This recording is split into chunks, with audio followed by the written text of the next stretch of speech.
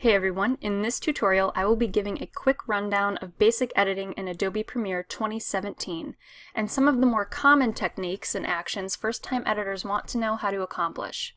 What I've listed here is what I will be going over, nothing in depth. This tutorial is for those who want to jump right in and quickly learn how to achieve some common editing tasks. Please feel free to jump ahead using the time code I have listed in the description.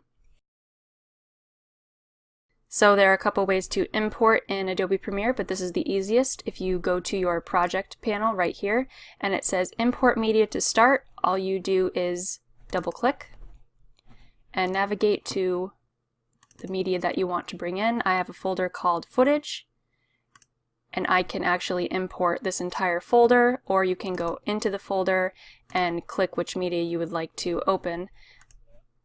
I'm just going to go ahead and import the entire folder. I also have some audio to bring in, so I'm going to double click again, go back to my tutorial folder, and import that WAV file.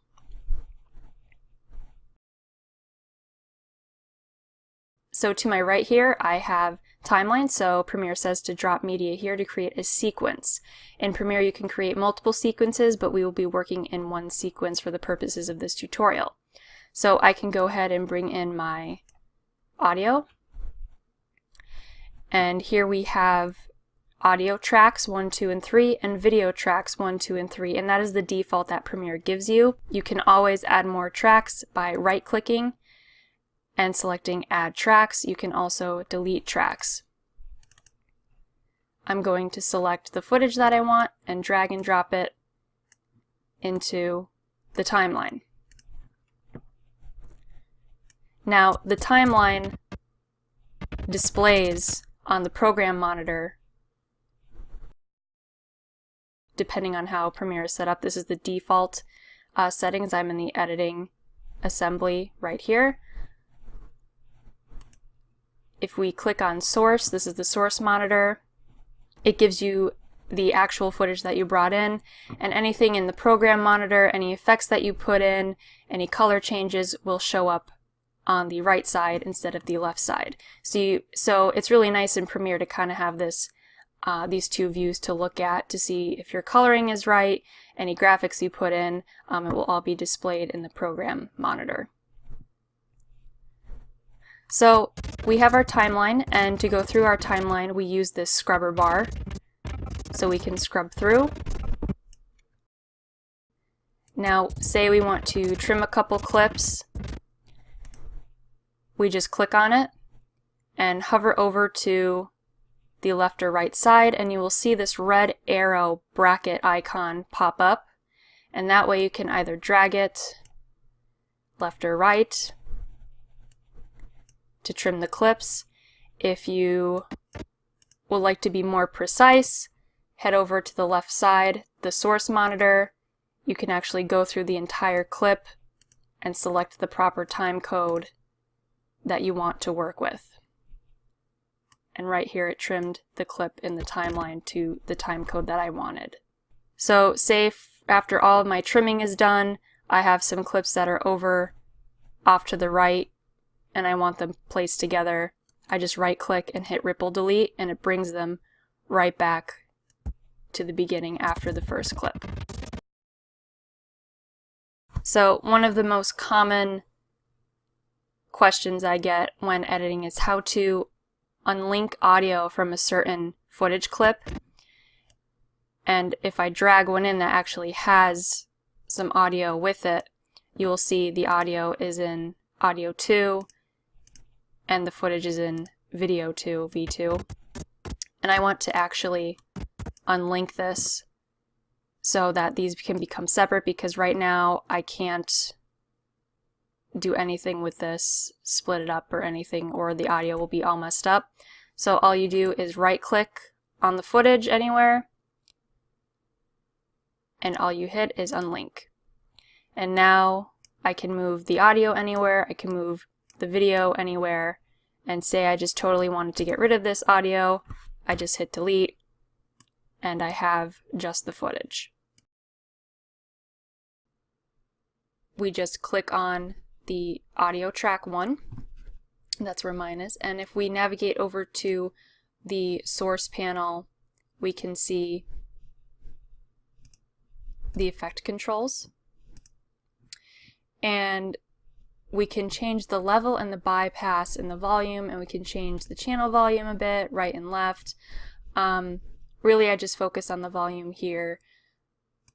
And on the right side, I can see my audio levels. So it's peaking at -6 decibels, which is very good. I never want it to clip, so say I boosted this volume as high as it can go, which is 6 decibels, I can see that my audio starts to clip, which is where that red bar peaks past 0. And we never want our audio to clip. It's going to blow out people's speakers. Don't want to do that. So you want to stay at about -12 decibels to -6 decibels is always a good rule of thumb to follow. If you have multiple audio tracks, I would go into the audio clip mixer and you can play around with those. Again, this is not an in-depth tutorial, but that is where your audio controls and effects will be. Select a clip that we want, right-click, select speed and duration, and you see my speed is at 100% right now. I can also reverse the speed if I click that and hit OK. That car just went backwards, and we can change that very quickly and say we wanted it to be slow-mo at 20%. Again, these are just arbitrary numbers that I'm putting in here. It's super slow. And to change the speed again, if we say we wanted to go up to 500, it decreases the size of that clip in the timeline, and you can scrub through and see that. So when you're editing, you're probably going to want to add video and audio transitions and video and audio effects, and there is a difference between those two. Transitions go before or after a clip, whether it be audio or video, like a fade, a dip to black, a fade in, anything like that goes on before or after the clip. Audio effects change the look of the footage or the sound of the audio as a whole. So there's differences between those two when you are using them. So if we go into the lower left panel and hit effects, we see that we have audio effects, audio transitions, video effects, and video transitions. If we go down, you can go through all of these and see what would work for your video. I'm just going to put in a dissolve here, a dip to black on this first clip, and you see it starts off black and it fades into the actual footage.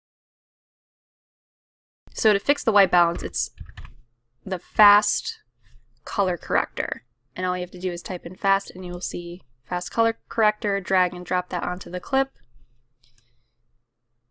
and you could see white balance is right here. In your clip, you would have to pick something that is white, such as a white wall or a piece of paper or someone's white shirt, and use the eyedropper tool to get a sample of that white color. So since there's no white in this clip, I'm going to show you what happens when you do this. Say I pick this beige color here. That just darkened my clip a little bit and changed it to a more blue tone. So that's what happens when you use that. And it's a very nifty tool. But if your white balance is a little bit off that you notice, you can go ahead and use that eyedropper to fix that. So adding titles and graphics is different in Adobe Premiere 2017 from the previous versions. This is something I also had to look up myself. We would select off of any clip that was highlighted, and we go up here to graphics, new layer, and text. We can also add vertical text, and this is where you can add shapes as well to make some kind of motion graphic. So a new text layer comes up and it has the default new text layer title for you, and here you can change the font, sizing, changing the fill, the stroke, the shadow, everything like that. It's also good practice to use the Safe Margins tool. This way your text will always be inside these lines here. If they go outside of the lines, some TVs and monitors can clip that away. So to get this Save Margins button, all you would do is hit this little plus sign here and add whatever button you wanted to your panel. So I'm going to keep that on. I'm going to make a quick title for this. And in order to do that, instead of just moving it around, we have to select the Type tool, which is near the timeline, in between the timeline and the media browser. And then you would just click on the title. You can highlight it to get rid of this text.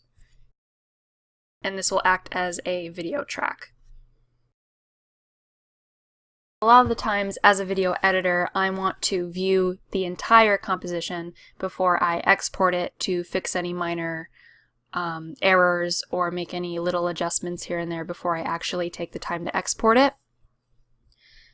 So this yellow line right here is currently the speed that this is going to play at if I hit the play button. And it's not true to what it is because this whole line should be green here, so this like buffering kind of happens when it's not fully rendered. So this is actually really good if you want to show a client before taking the time to export the video and ask them if they need any final adjustments. And of course there will be final adjustments to be made and more adjustments to be made after that. So it's always good to do this.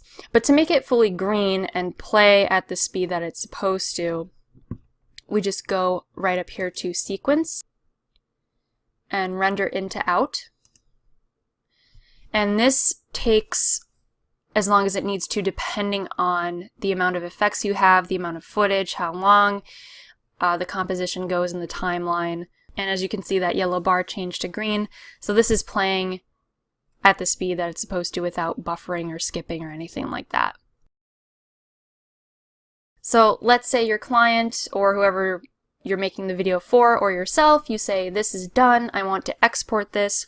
All you need to do is hit File, Export, Media. And your format will be whichever one you want. It's always common to have an H.264 if you're filming in high def. And this is also the preset. The default preset is Match Source High Bitrate. It's going to give you the highest quality that the video can be. And you're going to see if you click on this, there's all these options to sift through. And you can go through and see what's best for you.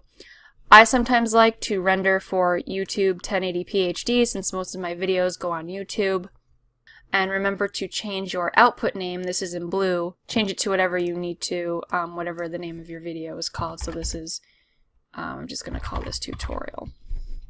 And save it in that designated folder. Try to save everything and put everything in one folder so that you know where all of your project assets are. And all you would do is hit export.